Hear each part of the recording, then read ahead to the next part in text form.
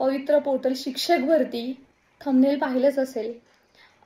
Without इंटरव्ह्यूचा round लागलेला आहे आणि विथ इंटरव्ह्यूचा राऊंड लागणार आहे. या राऊंडमध्ये ज्या काही आरक्षण पॉलिसीमध्ये बदल होणार आहे, जो होत सुद्धा आहे, या संदर्भात नुकतंच अपडेट आपण चॅनलवरती दिलं होतं. तुम्ही लाईव्ह पाहिलंच असेल.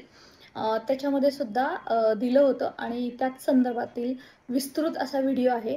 हा व्हिडिओ पाहिल्यानंतर अर्थातच जे उमेदवार आहेत, जे आरक्षणाचा लाभ घेत आहेत, घेतील मुलाखत यादीमध्ये, त्या सर्वांना थोडंसं काळजी त्यांच्या मनामध्ये नक्की येणार आहे. त्यांना थोडा कन्सर्न असणार आहे, कारण त्यांना कागदपत्र रेडी ठेवायची आहे.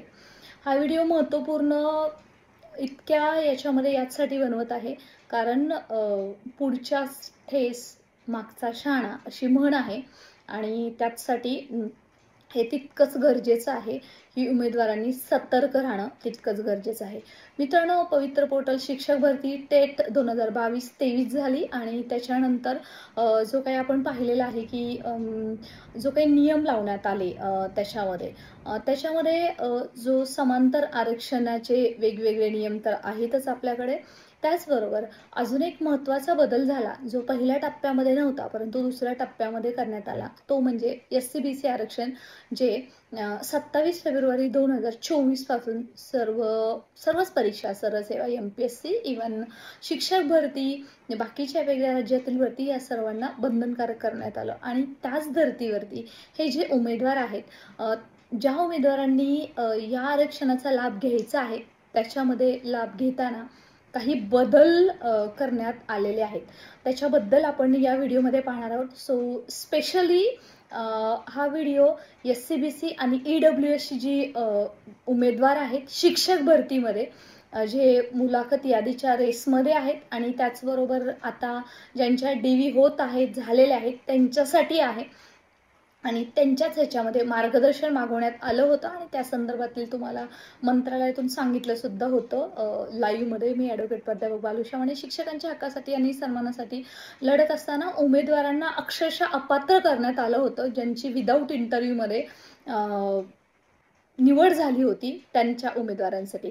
आता मित्रांनो, विदाऊट इंटरव्ह्यूची जी लिस्ट लागलेली आहे त्याच्यामध्ये बऱ्याच चुकीच्या सुद्धा लिस्ट लागण्यात आलेल्या आहेत.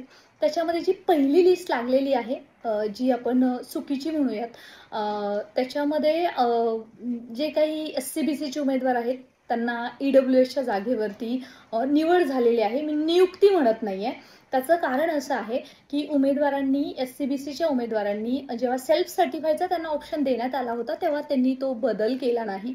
त्यामुळे अल्टिमेटली एखादं सरनेम असतं ते बऱ्यापैकी सेम असतं. एखादं सरनेम 2-4 कॅटेगरीमध्ये सुद्धा तुम्हाला सेम असल्याचं दिसेल.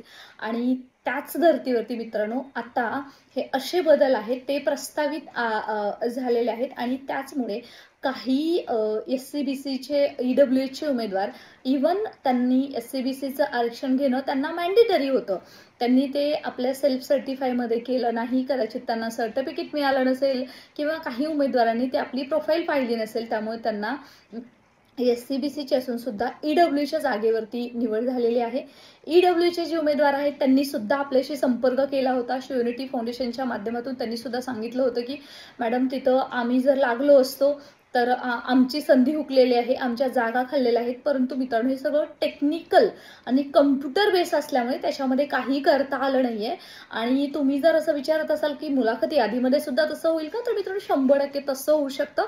त्याच्यामध्ये कोणताही बदल होणार नाही, कारण ज्या उमेदवारांनी जे मराठा जनरली उमेदवार आहेत त्यांना पहिल्यांदा त्यांना EWS होतं, आता त्यांना कंपल्सरी SC-BC घ्यायचं आहे, पहिली गोष्ट.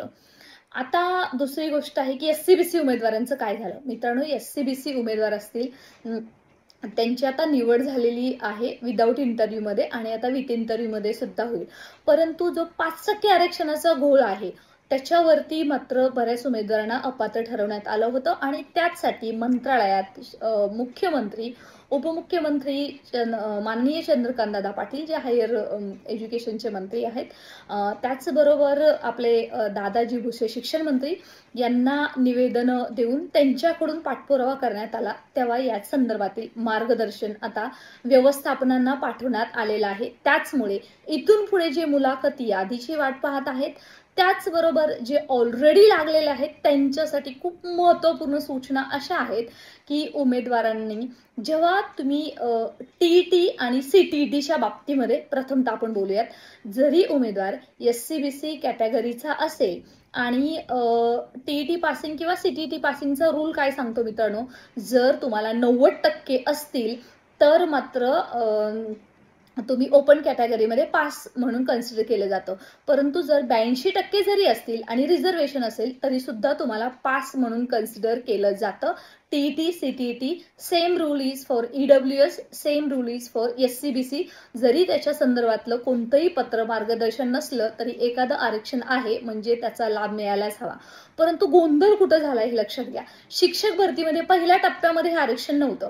आता नंतर आरक्षण आल्यामुळे जे उमेदवार पहिल्या टप्प्यामध्ये म्हणजे जेव्हा त्यांनी पहिल्यांदा सेल्फ सर्टिफाय फॉर्म केलेला आहे 2022 मध्ये, जेव्हा त्यांनी हा फॉर्म भरला 23 मार्च आणि 3 एप्रिल पर्यंत ही परीक्षा संपलेली आहे, तेव्हा ज्यांनी हा जो फॉर्म भरला त्यावेळेस त्यांचं जर EWS असेल ओके, आणि त्याच उमेदवारांनी जर आता SC-BC केलं असेल म्हणजे तो मराठा उमेदवार असावा आणि त्यांनी पहिल्यांदा EWSचा लाभ घेतला होता, तर आता त्यांनाच फक्त SC-BCचा जर लाभ घेतला तरच त्याला इथं संधी मिळणार आहे. अन्यथा निवड होईल परंतु नियुक्तीतून डॉक्युमेंट व्हेरिफिकेशन मधून त्यांना बाद करण्यात येईल. ते कसं? त्याचबरोबर सेम EWSच्या बाबतीमध्ये आहे. जर पहिल्या टप्प्यामध्ये उमेदवार EWS होता आणि दुसऱ्या टप्प्यामध्ये त्यांनी जर EWS काढला असेल तर त्याचा त्याला लाभ भेटेल का? नो, अजिबात भेटणार नाही. कारण एज्युकेशनल आणि प्रोफेशनल जे काही क्वालिफिकेशन आहे त्याची तारीख आहे 12 फेब्रुवारी 2023च्या पूर्वीची हे सर्टिफिकेट तुमचे कन्सिडर केले जाणार आहेत. आणि जे प्रमाणपत्र आहेत ते जे सर्टिफिकेट आहेत ते मात्र 30 सप्टेंबर 2023च्या पूर्वीचे एक्सेप्शनल आहे त्याला SC-BC. मग आता दुसऱ्या टप्प्यामध्ये जेव्हा एखाद्या उमेदवारानं EWS काढलं असेल आणि त्यांनी सेल्फ सर्टिफाय करताना जर त्याच्यामध्ये जर जोडलं असेल तर त्याला त्याची नियुक्ती होईल का? नाही, त्याची नियुक्ती होणार नाही. तर EWS तो पहिल्या टप्प्यामध्ये सुद्धा असायला हवा आहे आणि दुसऱ्या टप्प्यामध्ये सुद्धा असायला हवा आहे. त्याच्यामध्ये जो बदल झालेला आहे तो आता SC-BCच्या उमेदवारांच्या बाबतीमध्ये झालेला आहे. मित्रांनो, आरक्षण नंतर लागू झाल्यामुळे 27 फेब्रुवारी 2024 पासून लागू झाल्यामुळे या उमेदवारांनी फक्त SC-BC सर्टिफिकेट अगदी दुसऱ्या टप्प्याचे प्रिफरन्सेस सेल्फ सर्टिफाय प्रोफाईल करेपर्यंत जरी केला असेल तरी मात्र त्यांना इथं संधी मिळणार आहे. परंतु जेव्हा ते टीईटी आणि सीटीईटीचा लाभ घेत आहेत, व्यवस्थित ऐका मित्रांनो, शब्द फार महत्त्वाचे आहेत कारण याच्यामध्ये तुमचं कन्फ्युजन खूप वाढणार आहे, तुम्हाला टेन्शन सुद्धा येऊ शकतं. बघा, एखाद्या उमेदवार जेव्हा SC-BC सर्टिफिकेट आहे त्याच्याकडे आणि तो त्याचा लाभ घेतोय, त्याचबरोबर तो टीईटी आणि सीटीईटी मध्ये 5%ची सूट किंवा ज्याला 90% नाहीयेत टीईटी सिटीमध्ये त्याला 82 आहेत, 83 आहेत, 86 आहेत, तर जर अशा उमेदवारांना त्या आरक्षणाचा लाभ घ्यायचा असेल तर मात्र त्याला त्या परीक्षा जेव्हा दिलेली आहे त्या पूर्वीचं प्रमाणपत्र असणं गरजेचं आहे. फॉर एक्झाम्पल, राज हा एक शिक्षक भरतीमधल्या दुसऱ्या टप्प्यातील SC-BCचा उमेदवार आहे. त्याला टीईटी मध्ये सूट हवी आहे, त्याचबरोबर सीटीईटी मध्ये सूट हवी आहे. त्याला 86 मार्क्स पडलेले आहेत, परंतु त्याला किती मार्क्स हवे आहेत आता सध्या? 90% ओपन कॅटेगरीसाठी. परंतु आता तो SC-BCचा आहे त्यामुळे त्याला आहे, ठीक आहे, त्याला जरी 86 मार्क्स असतील किंवा इव्हन 82 असतील तरी सुद्धा त्याला या आरक्षणाचा लाभ मिळेल. परंतु कधी मिळेल राजला या आरक्षणाचा लाभ? जर त्याच्याकडे 2022 मध्ये त्यांनी सीटीईटी किंवा टीईटी दिलेली आहे त्यापूर्वीचं किंवा त्या वर्षीचं जर SC-BC असेल किंवा EWS असेल तरच त्याला लाभ मिळणार आहे. जर हे सर्टिफिकेट जर त्याच्याकडे नसतील यापूर्वीचे तर त्याला त्याचा लाभ मिळणार नाही. किंवा एखाद्या उमेदवार 2020 मध्ये जर आपण म्हणतोय की त्याने आता टीईटी दिलेली आहे, सीटीटी दिलेली आहे आणि त्याला आता तो एससीबीसी आहे किंवा आता तो ईडब्ल्यूएस सुद्धा आहे आणि तेव्हा त्यांनी सीटीटी टीईटी दिलेली आहे, मग त्याला त्याचा लाभ होईल का? तर मित्रांनो, त्याला त्याचा लाभ तेव्हाच होईल की तेव्हा सुद्धा तो ईडब्ल्यूएस मध्ये असायला हवा. म्हणजे जेव्हा तुम्ही परीक्षा दिलेली आहे, टीईटी असेल, सीटीटी असेल, तुम्ही ईडब्ल्यूएस चे उमेदवार असाल किंवा तुम्ही एससीबीसी चे उमेदवार असाल, ज्या वर्षी तुम्ही परीक्षा दिलेली आहे त्या वर्षी तुम्ही त्या आरक्षणाचा लाभ घेत होतात का? आता याच्यामध्ये खूप ट्रिकी क्वेश्चन तुमच्या मनामध्ये नक्की येणार आहे की मॅडम 2022 मध्ये तर एससीबीसी नव्हतं, मग आता आमच्याकडे कसं असेल? तर मित्रांनो, त्यावेळेस तुमच्याकडे 2019 मध्ये एससीबीसी आरक्षण आलेलं आहे बघा. ते सर्टिफिकेट त्यापूर्वीचं कधीचंही चालेल, असेल तर ओके, ते तुम्हाला लागू असणार आहे. त्याचबरोबर ईडब्ल्यूएसच्या बाबतीमध्ये सुद्धा तसं आहे की जे ईडब्ल्यूएस आरक्षण आलं तेव्हापासूनच असेल तर चालेल, परंतु एखादा उमेदवार टीईटी आणि सीटीटी हे 2018 मध्ये जर पास झालेला असेल किंवा 2017 मध्ये पास झालेला असेल तर त्याला हा नियम आहे का? तर मित्रांनो, त्याला हा नियम नाही. जेव्हा हे आरक्षण नव्हतं तेव्हाच हे इयर कन्सिडर केलं जाणार नाही. बऱ्यापैकी व्यवस्थित सांगण्याचा मी प्रयत्न केलेला आहे. काही जर चुकत असेल किंवा जर जास्त डोक्यावरून जात असेल तर त्याबद्दल क्षमस्व, परंतु अजून एकदा मी तुम्हाला हेच सांगेल मित्रांनो, गरज आहे ती म्हणजे कोणताही कॅन्डिडेट असू दे, तुमची जरी आता निवड झाली तरी नियुक्ती करताना, डॉक्युमेंट व्हेरिफिकेशन करताना एससीबीसी आणि ईडब्ल्यूएस उमेदवारांना मात्र त्यांच्याकडे 2019 पासूनचे जे काही एससीबीसी आरक्षण असेल किंवा ईडब्ल्यूएस आरक्षण असेल तेव्हापासूनची कागदपत्र त्यांच्याकडे रेडी ठेवायची आहेत. मग तो आता विदाऊट इंटरव्ह्यूचा राऊंड असो किंवा विथ इंटरव्ह्यूचा राऊंड असो, एखाद्या उमेदवाराकडे जर ही कागदपत्र नसतील तर काय होईल? तर मित्रांनो, सध्या तरी त्यांची नियुक्ती प्रलंबित ठेवली जाणार आहे. कारण हा रूल एकदम सिंपल आणि मार्गदर्शन जे पाठवण्यात आलेलं आहे मंत्रालयातून ज्या व्यवस्थापनांना, ते इतकं सिंपल पाठवण्यात आलेलं आहे की जरी आज हा उमेदवार एससीबीसी किंवा ईडब्ल्यूएसचा लाभ घेत असला तर जेव्हा त्याने ती परीक्षा दिलेली आहे तेव्हा त्याच्याकडे ते सर्टिफिकेट होतं का? नो मॅटर, ते जे सर्टिफिकेट आहे ते त्याच्या अगोदरच्या वर्षीचं होतं किंवा त्याची परीक्षा नंतरची झाली तेव्हा ते आरक्षण लागू होतं का? परंतु ज्या दिवस तुम्ही जेव्हा आरक्षणाचा लाभ घेऊ इच्छिता तेव्हा तुमच्याकडे पहिले सर्टिफिकेट आहेत का ते विचारलं जात आहे. आणि सध्या जो विदाऊट इंटरव्ह्यूचा राऊंड लागलेला आहे त्याच्यामध्ये सुद्धा अशीच मागणी करण्यात येत आहे.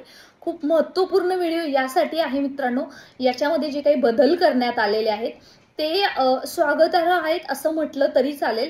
कारण कसं आहे की बरेच उमेदवार आहेत की पहिल्या टप्प्यामध्ये ईडब्ल्यूएस त्यांच्याकडे होतं, परंतु दुसऱ्या टप्प्यामध्ये त्यांच्याकडे आता त्यांनी एससीबीसी काढलं किंवा काढलं नाही तरी म्हणजे त्यांचा तर लॉसच होणार आहे. पहिली गोष्ट, निवड होईल परंतु नियुक्तीला प्रॉब्लेम येणार आहे. आणि काही उमेदवारांनी पहिल्या टप्प्यामध्ये ईडब्ल्यूएस नव्हतं परंतु दुसऱ्या टप्प्यामध्ये एससीबीसी काढून त्यांनी आता एससीबीसीचा लाभ घेतलेला आहे. मग त्यांच्या बाबतीमध्ये मात्र ते त्या परीक्षेतून अपात्र होणार नाहीयेत जर ते टीईटी सीटीटीचा त्यांचा घोळ नसेल. आता मित्रांनो, घोळ कोणाचा आहे? फक्त जे 6 ते 8 साठी आहेत त्यांचा आहे. बाकीच्या उमेदवारांचं काय? तर बाकीच्या उमेदवारांना मला एकच सांगायचं आहे, तुम्ही 1 ते 12 साठी जेव्हा शिक्षक भरती दुसऱ्या टप्प्यामध्ये मुलाखत यादी किंवा विदाऊट इंटरव्ह्यूची यादी याच्या रेसमध्ये आहात तर तुमच्याकडे पहिल्यापासूनचा आरक्षणाचा जो तुम्ही लाभ घेत आहात तेवढी सगळी कागदपत्र जोडायची आहेत. या बाबतचं कोणतंही लिखित तुम्हाला स्वरूपामध्ये मिळणार नाहीये. मंत्रालयातून, आयुक्त कार्यालयातून कुठेही मिळणार नाहीये. परंतु जेव्हा तुम्ही डॉक्युमेंट व्हेरिफिकेशनसाठी जाणार आहात तेव्हा मात्र ही तुमच्याकडे डॉक्युमेंट नसतील तर तुमच्या फाईलवरती अपात्र ठेवलं जातं, साईडला फाईल ठेवली जाते आणि नंतर कॉल करून तुम्हाला ही सर्व गोष्ट सांगितली जाते. अनुभव आहे म्हणूनच सांगत आहे आणि वेळेपूर्वी जागृत करत आहे, जेणेकरून तुम्हाला तुमची नोकरीसाठी जे तुमच्याकडे सर्टिफिकेट असतील ते तुम्ही रेडी ठेवाल. आता एखादा उमेदवार सर्वात शेवटचं 9 ते 12 साठी आहे आणि त्याच्याकडे पहिलं ईडब्ल्यूएस होतं, त्यांनी आता एससीबीसी काढलेला आहे, तर त्याचं काय? तर मित्रांनो, त्याचं टीईटी आणि सीटीटी नाही तर त्याला काहीच प्रॉब्लेम येणार नाही. परंतु कोणताही उमेदवार असो, ईडब्ल्यूएस असो किंवा एससीबीसी असो, पहिल्या टप्प्यामध्ये जर एखाद्या उमेदवाराने ईडब्ल्यूएसचा लाभ घेतला असेल तर दुसऱ्या टप्प्यामध्ये, आणि तो ओपन कॅटेगरीचा असेल तर त्याच उमेदवाराला दुसऱ्या टप्प्यामध्ये ईडब्ल्यूएसचा लाभ घेता येणार आहे. Likewise little bit different. पहिल्या टप्प्यामध्ये मराठा कम्युनिटीच्या उमेदवाराने ईडब्ल्यूएसचा लाभ घेतला होता आणि दुसऱ्या टप्प्यामध्ये आता म्हणजे शिक्षक भरतीचा दुसरा टप्पा आता सुरू झालेला आहे. त्याच्यामध्ये जेव्हा तो SCBCचा लाभ घेणार आहे, त्यांनी जेव्हा सेल्फ सर्टिफाय केलेला आहे तेव्हाच त्याला त्याचा लाभ भेटणार आहे 9 ते 12च्या कॅन्डिडेटसाठी. त्याच्यासाठी पहिली कुठली डॉक्युमेंट्स नको आहेत, परंतु पहिलं EWS सुद्धा तुम्हाला डॉक्युमेंट व्हेरिफिकेशनच्या वेळी दाखवावं लागणार आहे. अन्यथा आता जर तुम्ही डायरेक्ट SCBC फक्त तुमच्याकडे असेल, आता नवीन काढलेलं आरक्षण आल्यानंतरचं 2024 नंतरचं, आणि तुम्ही म्हणाल की आम्ही एलिजिबल आहात का, तर मित्रांनो तुम्हाला अपात्र ठरवत आहेत. याबद्दलचे वेळोवेळी नियम बदलतील, त्याच्यामध्ये आरक्षण मागवता येईल, मार्गदर्शन मागवता येईल. त्याच्यामध्ये अजून जर खूपच काही क्लिष्ट वाटलं तर अजून तुम्हाला चॅनलवरती सांगण्यात येईल. परंतु हे जरा थोडंसं क्लिष्ट आहे समजण्यासाठी, रादर हे माझ्या समजण्यासाठी सुद्धा क्लिष्ट होतं, तरी सुद्धा मी सांगण्याचा प्रयत्न केलेला आहे. होप सो तुमच्यापर्यंत पोहोचेल आणि तुम्ही सर्वांना पोहोचवा. हे फार फार महत्वाचं आहे. फक्त इन शॉर्ट मध्ये एकच सांगते, जे TET CTT उमेदवार आहेत ज्यांना आरक्षणाचा लाभ घ्यायचा आहे, 5% सूट घ्यायची आहे आरक्षणानुसार, तर त्यांना मात्र ज्या वर्षी त्यांनी TET किंवा CTT केलेली आहे, EWSचा उमेदवार असो किंवा SCBC असो, त्या वर्षी त्या आरक्षणाचा लाभ घेतल्याचं सर्टिफिकेट असायला हवं. मग त्यावेळेस जर EWS होतं त्या कम्युनिटीसाठी तर ते असायला हवं, किंवा SCBC होतं ते असायला हवं. आणि जे उमेदवार आता सध्या म्हणजे TET CTT ला पात्र नाहीत किंवा बाकी 9 ते 12, 8 ते 10 साठी आहेत, त्यांच्यासाठी सुद्धा आता जरी तुम्ही SCBCचा लाभ घेत असाल तरी सुद्धा तुमच्याकडे EWS सर्टिफिकेट 2022 ची जी परीक्षा झालेली आहे त्याच्यासाठी तुम्ही काढलेलं होतं ते सुद्धा तुमच्याकडे रेडी असायला हवं. दोन्ही सर्टिफिकेट तुम्हाला लागणार आहेत. दोन्ही सर्टिफिकेट नसतील तर तुमची नियुक्ती ही प्रलंबित ठेवली जाते आणि त्याच्यामुळे तुम्हाला पुढच्या सगळ्या प्रोसेसला उशीर होणार आहे. कदाचित तुमची ही नोकरी दुसऱ्याला सुद्धा मिळू शकते. मुलाखत राऊंड मध्ये क्रिटिकल अजून डिफरंट आहे मित्रांनो, कारण तिथं 10 कॅन्डिडेट असतात. विदाउट इंटरव्ह्यू मध्ये तर ठीक आहे, तुमची एकच तुमची सीट असते, दुसरं कोण नसतं. त्यामुळे जर तुमचं डॉक्युमेंट व्हेरिफिकेशन मध्ये जर तुमचं क्लॅरिटी नसेल तर मात्र दुसऱ्या कॅन्डिडेटला तिथं संधी दिली जाईल. सो ही गोष्ट खूप महत्वाची आहे. मुलाखत राऊंड लागतोच आहे, त्याच्या अगोदर तुम्ही हे सर्व व्यवस्थित सर्वांपर्यंत पोहोचवा आणि हे सर्व डॉक्युमेंट्स रेडी ठेवा. पहिले डॉक्युमेंट्स तुमच्याकडे असायलाच हवेत आणि जर नसतील तर मित्रांनो प्लीज ते चेक करून घ्या. जर नसतील तर मात्र थोडंसं अवघड होतंय. जी परिस्थिती आहे तो सांगण्याचा प्रामाणिक प्रयत्न आहे. मित्रांनो चॅनलला नवीन असाल तर डू सबस्क्राईब. ऑथेंटिक माहितीसाठी आणि महत्त्वपूर्ण माहितीसाठी आपलं टेलिग्राम व्हॉट्सअप जॉईन करा आणि जेणेकरून तुम्हाला असेच महत्त्वपूर्ण अपडेट्स मिळत राहतील. Stay connected for more authentic information आणि येस, ऑल द बेस्ट पुढच्या प्रोसेससाठी.